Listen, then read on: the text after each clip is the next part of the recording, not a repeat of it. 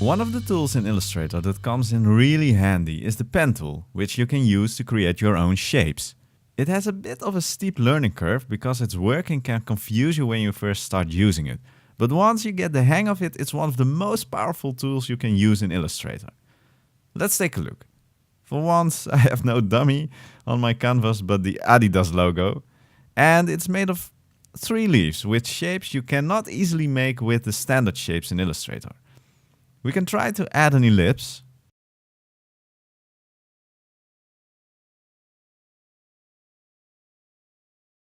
And modify its shape. But you can already see that it doesn't have the same shape as the leaves in the logo. And even with Illustrator's new functions, it's not possible to do this, like the function to make a corner more round or sharp using the little blue circles in the corners. The shape just isn't the same as the original. If we would like to make such a leaf, the quickest way to do that is by making use of the pen tool.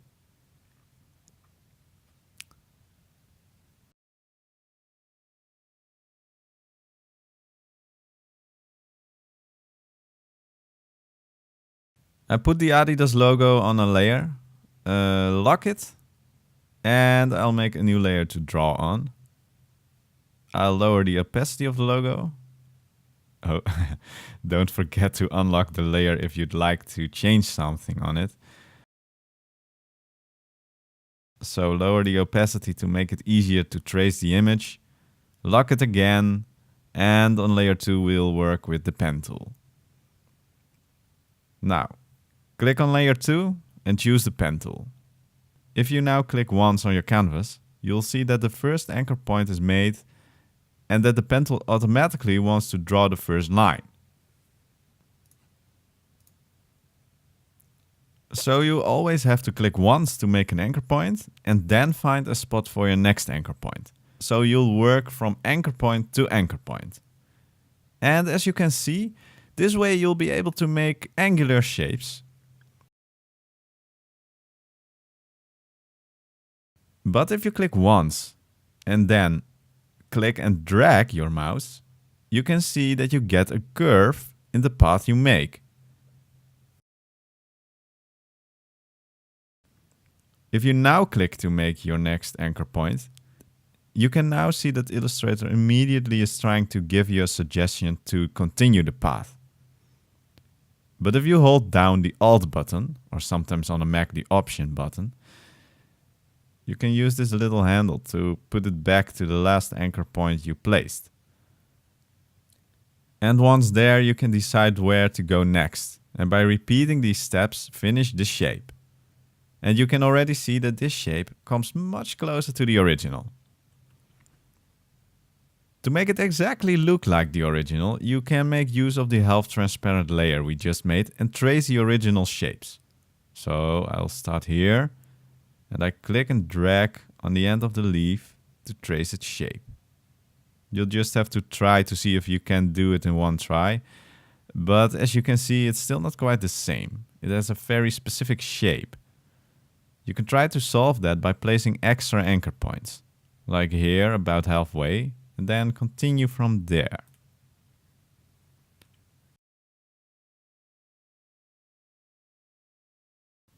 The trick is to try to finish the shape as precisely as you can. We are now unable to see the underlying layer, so select the black mouse pointer and lower the opacity of the shape we just made. And now click on the pen tool and on the last anchor point you placed. It's quite tricky to make the shape, but yeah, see, this is looking quite good.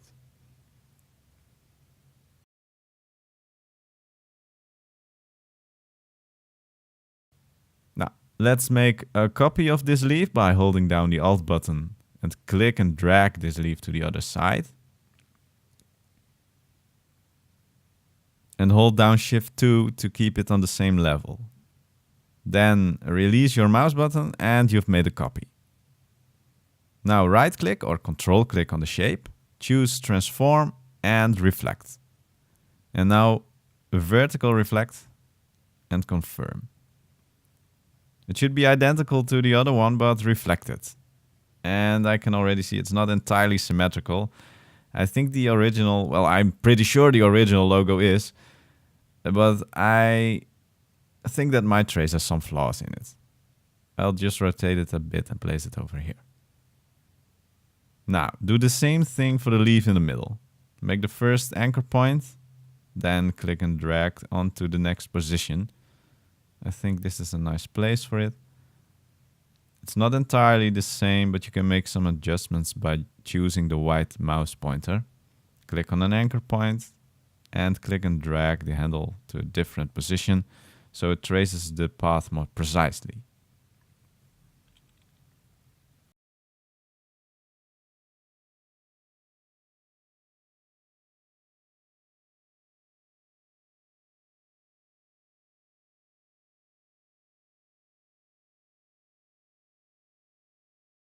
Now that we have the 3 leaves, it's time to make the famous 3 stripes by cutting them out of the leaves by using -front from the Pathfinder.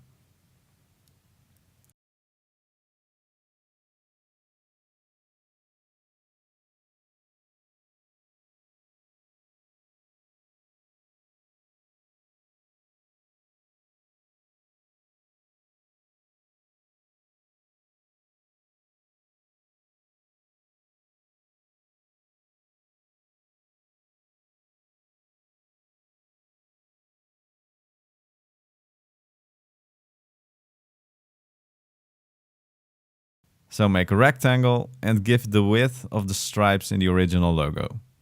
I'll change its color to make it more clear. And now we're going to cut the first stripe out of the leaves. Pay attention, because if we would now just select all of the objects, open the Pathfinder and choose -front, you'll see that only the left leaf is present and that the others have disappeared. That's because they are not all on the same level. They lay on top of each other.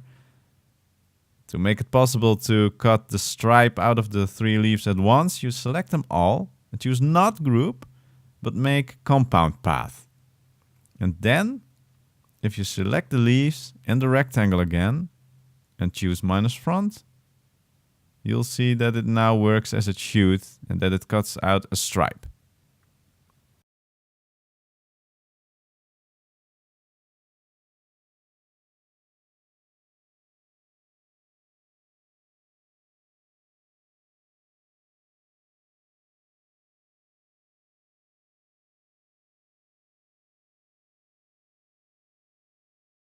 But first, ungroup the newly formed shapes. Select them again, make a compound path, and then select the leaves and the rectangle and do a -front.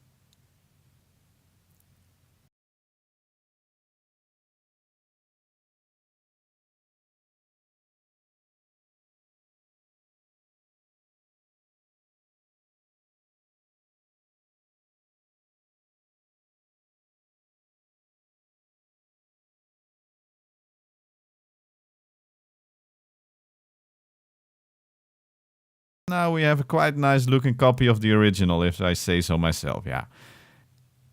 You could certainly see versions like this on labels in fake clothing companies. You can make it more perfect by finishing certain things, like these lines here. You could add another rectangle and unite it with the underlying leaves. But looking at it now, it's already quite a fine looking copy, if I say so myself.